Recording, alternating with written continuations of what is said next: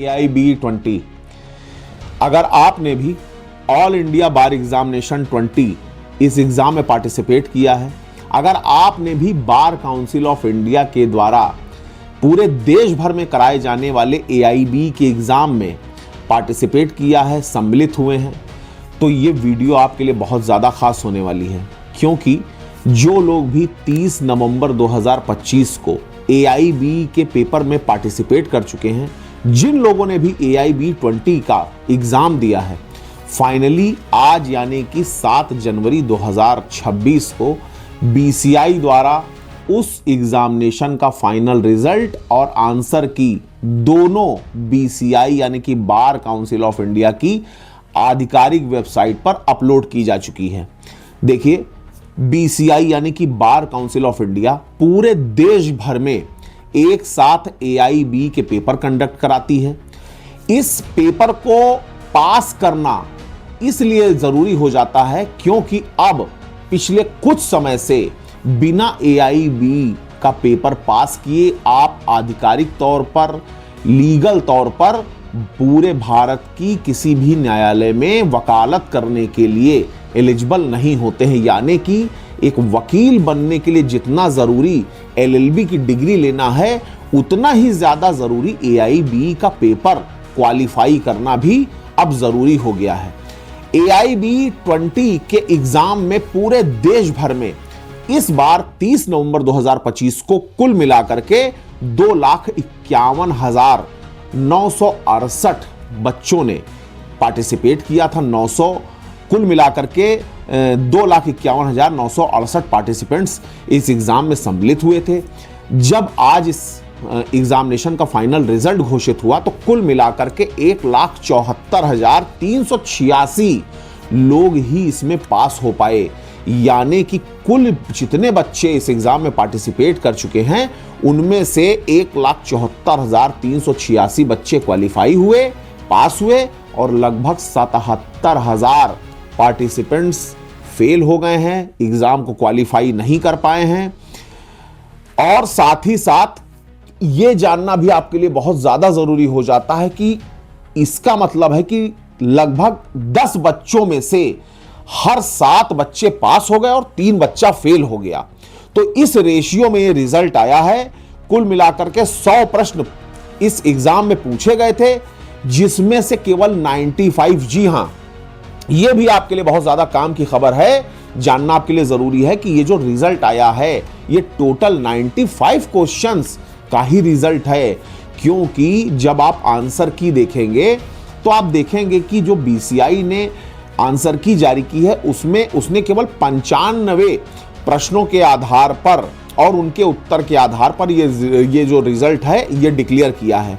5 questions पर आप withdrawn लिखा हुआ देखेंगे, क्योंकि BCI के द्वारा इन 5 प्रश्नों को वापस ले लिया गया है। यानी कि या तो इन 5 प्रश्नों के जो उत्तर हैं, चाहे वो कोई भी हो, सही हो, गलत हो, कैसे भी उत्तर हो, उनके सब उस 5 प्रश्नों के जो मार्क्स हैं वो सभी बच्चों को बराबर बराबर मिलेंगे, और या फिर इन 5 प्रश्नों को हटा ही दिया जाएगा। तो इस आधार पर कुल मिलाकर 95 क्वेश्चंस के ही आधार पर ये रिजल्ट डिक्लेयर हुआ है।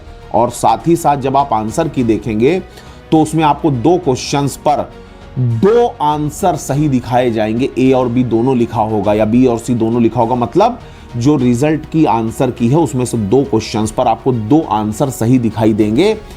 A और B और C, ये 2 आंसर सही दिखाई देंगे। केवल एक सिंगल जो बाकी पूरी आंसर की में आप देखेंगे वो नहीं होगा। तो ये जो 2 आंसर हैं, इन पर जो BCI है उसने ये फैसला किया है कि ये दोनों आंसर चूंकि सही थे उस क्वेश्चन के, इसलिए इन दोनों में से अगर किसी ने एक पर भी टिक किया होगा तो उसका वो क्वेश्चन सही मानते हुए उसको पूरे नंबर मिले होंगे। तो आप उस आंसर की से अपनी जो लिस्ट है जो आप लेके आए थे पेपर वाली, जो पेपर की आप जीरोक्स रखे होंगे, अपने पास कॉपी होगी आपके पास, उससे उसका मिलान आप जरूर कर लीजिएगा। इस रिजल्ट में जो जनरल और OBC कैटेगरी के कैंडिडेट थे, उनके लिए 45% मार्क्स क्वालिफाइंग थे। यानी कि कुल मिलाकर 43 क्वेश्चंस अगर उनके सही रहे होंगे, 45% नंबर उनके होंगे, तो वो क्वालिफाई कर गए होंगे, पास हो गए हैं। इसी प्रकार से जो SC ST कैटेगरी के कैंडिडेट हैं 40% नंबर अगर उनके होंगे, यानी कि कुल मिलाकर के 38 क्वेश्चन अगर उनके सही हुए होंगे आंसर की से मिलाने पर, तो वो पास हो गए होंगे। हालांकि रिजल्ट भी साथ ही साथ आप देख सकते हैं, तो वहां से भी आपको इस चीज का अंदाजा हो जाएगा। इस एग्जामिनेशन में सबसे जो महत्वपूर्ण बात होती है, जिससे सबसे ज्यादा कंफ्यूजन होता है, कि इसमें आपको ये पता नहीं चलता कि आपके टोटल मार्क्स कितने, यानी कि जो रिजल्ट आएगा उसमें केवल और केवल जब आप उस रिजल्ट को खोल के देखेंगे तो उसमें सिर्फ पास या फेल यही लिख करके आता है। तो इसलिए कोई मेरिट लिस्ट नहीं बनती, इसलिए आप ये जान नहीं सकते हैं कि आप कितने नंबर आपको मिले हैं उस एग्जामिनेशन में।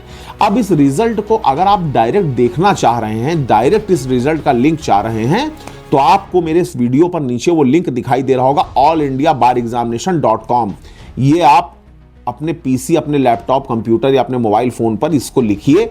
उसके बाद आपको AIB20 रिजल्ट ये लिंक एक दिखाई देगा, इस पर क्लिक करिए, अपना रोल नंबर और पासवर्ड आप डालिए और रिजल्ट आपका आपकी स्क्रीन पर आपके सामने आ जाएगा। वहां से आप PDF में ये रिजल्ट डाउनलोड कर सकते हैं। अब अगर आप इस रिजल्ट में पास हो गए हैं तो आपको बहुत सारी शुभकामनाएं, ढेर सारी बधाई, बहुत सारा आशीर्वाद आपको। अब इस रिजल्ट को डाउनलोड करने के बाद आप अपनी स्टेट की बार काउंसिल में COP यानी कि सर्टिफिकेट ऑफ प्रैक्टिस के लिए अप्लाई करिए। अब आपको पूरे देश की किसी भी न्यायालय में वकालत करने का अधिकार प्राप्त हो जाएगा। COP सर्टिफिकेट आपको स्टेट बार काउंसिल आपकी जो होगी वहां से आपको जारी होगा। और अगर मान लीजिए दुर्भाग्यवश किसी कारणवश आप पास नहीं हो पाए हैं, फेल रिजल्ट दिखा रहा है, रिजल्ट में आपका फेल शो कर रहा है, आप क्वालिफाई नहीं कर पाए, पास नहीं हो पाए, घबराने की बिल्कुल ज़रूरत नहीं है, क्योंकि बार काउंसिल ऑफ इंडिया ने इस रिजल्ट के साथ ही साथ अपने नेक्स्ट AIB एग्जामिनेशन का ऑफिशियल नोटिफिकेशन भी जारी कर दिया है। यानी कि BCI ने AIB21 का जो नेक्स्ट एग्जामिनेशन कंडक्ट होगा उसकी तारीख और उसका शेड्यूल भी अब जारी कर दिया है।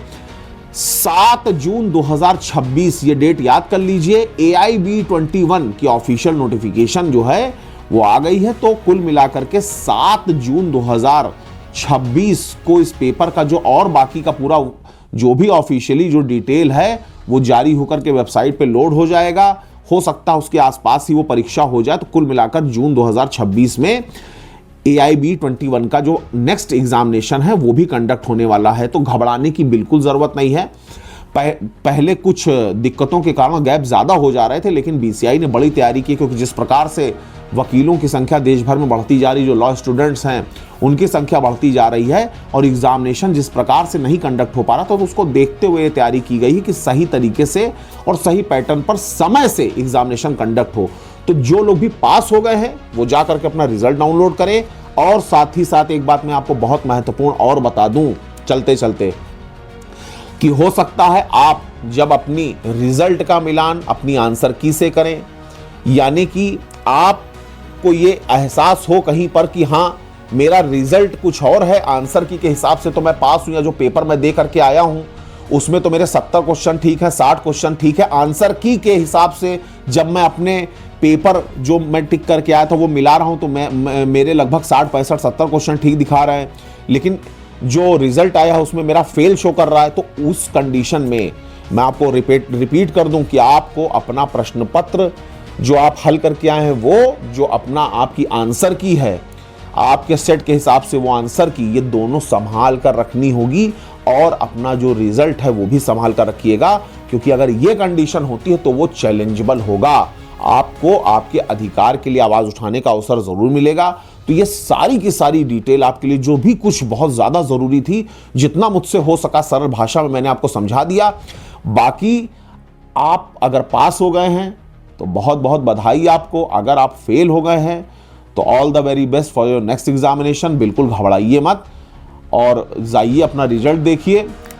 स्वस्थ रहिए, सुखी रहिए, मस्त रहिए। धन्यवाद।